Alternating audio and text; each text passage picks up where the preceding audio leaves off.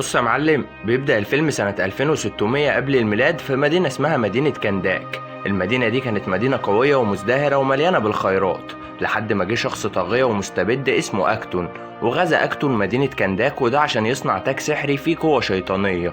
وعشان يصنع التاج ده محتاج معدن نادر اسمه الإترينيوم، ومعدن الإترينيوم ده معدن سحري وقوي جدا، والمعدن ده مش موجود في أي حتة غير في جبال كنداك. وعشان كده غزا أكتون مدينة كنداك وأجبر الشعب يدور على المعدن ده في الجبال. وبعد معاناة وأيام كتيرة في البحث بيقدر راجل عجوز يلاقي المعدن ده، وأول ما بيلاقيه بتحصل خناقة كبيرة وكل الناس بتحاول تاخد منه المعدن. لكن فجأة بيظهر ولد صغير بيوقف الخناقة وبيبعدهم عن بعض، وبيقول لهم لازم نبقى ايد واحدة ضد العدو، وبيقول لهم خطاب تشجيعي عشان يعرفوا ان اكتون هو العدو الحقيقي. وبعدها بياخد الراجل العجوز وبيروحوا للحرس وبيسلموه المعدن اللي الراجل العجوز لقاه، وبيطلب الراجل العجوز المكافأة بتاعته. فالحرس بياخده حافة الجبل وبيديله مكافأة حلوة قدام كل الناس. وبيكون الولد الصغير شايف كل ده ومصدوم من موت الراجل العجوز، فبيسرق المعدن من الجندي وبيهرب بيه وبيقف على مكان عالي وبيبدأ يكلم الشعب، وبيقول لهم لازم يتعاونوا مع بعض عشان يقدروا يواجهوا أكتون وجنوده ويتحرروا من العبودية اللي هم فيها. لكن للأسف الجنود بتقبض على الولد ده، ولما أكتون بيسمع اللي حصل بيأمر بقتله قدام الشعب كله، وبالفعل بياخدوه الجنود على منصة الإعدام قدام الشعب كله. وقبل ما يقتلوه بيختفي مرة واحدة، وفجأة بيلاقي نفسه في كهف معروف باسم كهف الخلود. والكهف ده بيكون فيه مجموعة سحرة بيحموا قوة عظيمة اسمها قوة شازام، وبيكونوا شايفين ان الولد ده انسب واحد ياخد قوة شازام عشان يقدر يقف قدام الشر. وبالفعل بيتجمعوا كلهم وبينقلوا للولد قوة شازام السحرية، وفجأة بيتحول الولد الصغير لراجل ضخم جدا عنده قوة جبارة اسمه بلاك آدم. وبيكون أكتون قدر يصنع التاج من المعدن، وأول ما بيلبسه بيلاقي بلاك آدم داخل القصر بتاعه عشان يواجهه ويقضي عليه. فبتحصل معركة كبيرة جدا بينهم لدرجة إن القصر بينهار بسبب قوتهم الجبارة. وبعدها بيختفي أكتون وبلاك آدم والتاج السحري، ومحدش بيكون عارف إيه اللي حصل لهم. وبعد مرور 5000 سنة على اللي حصل ده بنشوف بنت اسمها أدريانا.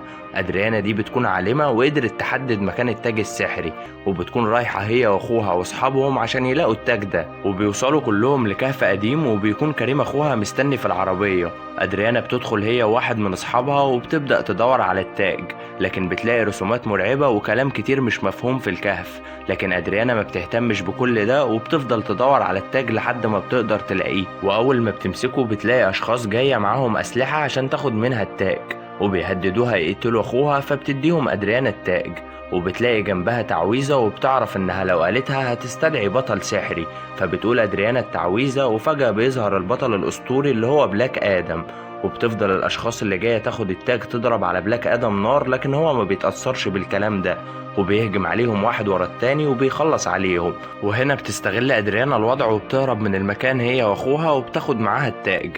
وبيكون بلاك آدم بيواجه الدعم اللي جه يساعد الأشخاص اللي كانت جاية تاخد التاج، وفجأة واحد بيضرب عليه صاروخ، لكن بلاك آدم بيمسكه وبيكتشف إنه مصنوع من معدن الإترينيوم، وبينفجر الصاروخ ده في إيده، وبعدها بيفقد بلاك آدم الوعي. وهنا بتقرر أدريانا وأخوها كريم إنهم ياخدوه معاهم. وبتكون في واحدة اسمها أماندا مسؤولة من الحكومة الأمريكية سمعت عن بلاك آدم وقوته الجبارة، فبتتواصل مع فرقة اسمها فرقة العدالة، والفرقة دي فيها أشخاص خارقين زي بلاك آدم. والفرقة دي مكونة من 4 أفراد، وبتأمرهم أماندا يقبضوا على بلاك آدم. أول واحدة في الفرقة اسمها ماكسين، وشاب صغير اسمه أتوم، وراجل عجوز اسمه فيت، وآخر واحد القائد بتاعهم اسمه هوكمان. وكل واحد من ال4 دول عنده قوة خارقة ومميزة عن التاني، وبيتجمعوا كلهم وبيتحركوا بطيارة عشان يقبضوا على بلاك آدم. وهنا بيفوق بلاك آدم وبيلاقي نفسه موجود في مكان غريب، وبنفهم انه في بيت أدريانا، بس بلاك آدم ما بيكونش عارف ده. وبيتكلم ايمون ابن أدريانا وبيقول لبلاك آدم انا عارفك كويس وقريت عنك كتير في كتب التاريخ، وبيفهمه انه حرر كنداك من العبودية بعد ما قتل أكتون، وبيقول له ان الناس بتعتبره بطل وعملوا ليه تماثيل كتير في كل حتة. وطبعا بلاك آدم بيسمع الكلام ده وما بيكونش عارف عنه اي حاجة. بعدها بيخرج من الأوضة وبيلاقي أدريانا قدامه، ولما بيشوفها بيقدر يعرف ان هي اللي قالت التعويذة اللي رجعته تاني للحياة. فبتقول له أدريانا انهم عارفين ان هو بطل وانهم محتاجين مساعدته دلوقتي، لكن هو بيرفض وبيقول لها انا مش بطل، وبيسيبهم وبيمشي. وبيطلع من المبنى وهو طاير، ولما الناس بتشوف المنظر ده بتستغرب. وبيشوف بلاك آدم تماثيل كتيرة في المدينة، فبيطلع يتفرج على التماثيل. وفي الوقت ده بيكون ايمون بيسرق لاسلكي من جندي في الشارع، وبيقول في اللاسلكي إن بطل كنداك رجع من تاني، وبتكون أمه أدريانا جت تساعده والجنود بتقبض عليهم هما الاتنين، وهنا بيتدخل بلاك آدم وبيخلص على الجنود بمنتهى السهولة. وفي اللحظة دي بتوصل فرقة العدالة عشان يوقفوا بلاك آدم عند حد ويقبضوا عليه، وبيروح هوكمان وفيت يتكلموا مع بلاك آدم وبيطلبوا منه يسلم نفسه بهدوء. لكن طبعا بلاك آدم بيرفض يسلم نفسه وبيبدأ يشتبك معاهم كلهم، وبتقوم معركة كبيرة بين فرقة العدالة وبلاك آدم. ورغم ان الفرقة مكونة من 4 أفراد وبلاك آدم لوحده، لكن بيبان ان بلاك آدم أقوى منهم بكتير. وبعد معركة طويلة بيقدر بلاك آدم يهزمهم كلهم، وكل أهل المدينة بيتفرجوا على المعركة وبيفضلوا يهتفوا باسم البطل بلاك آدم. وبعدها بتروح أدريانا تتكلم مع هوكمان وباقي فرقة العدالة، وبتقول لهم ان بلاك آدم مش شرير ولا بيستخدم قوته في الشر، وبتعرفهم قصة بلاك آدم وتحريره لمدينة كنداك من العبودية. وهنا هوكمان بيقول لها بلاك آدم مش بطل ولا هيبقى بطل، وكل القصة اللي بتحكيها دي غلط في غلط، لان بلاك آدم هجم على أكتون زمان قبل ما يلبس التاج. وبيكون واضح ان هوكمان بيكره بلاك آدم جدا، فبتطلب منهم أدريانا يروحوا معاها يتكلموا مع بلاك آدم بهدوء وبدون مشاكل.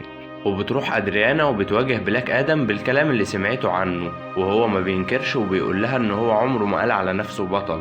فبتقول له أدريانا ان هو ممكن يكون فعلا مش بطل، بس قدامه الفرصة انه يبقى بطل بجد عن طريق انه يتعاون مع فرقة العدالة ويقعد يتكلم معاهم. وبعد تردد وتفكير كتير بيقرر بلاك آدم يقعد مع الفرقة ويسمعهم.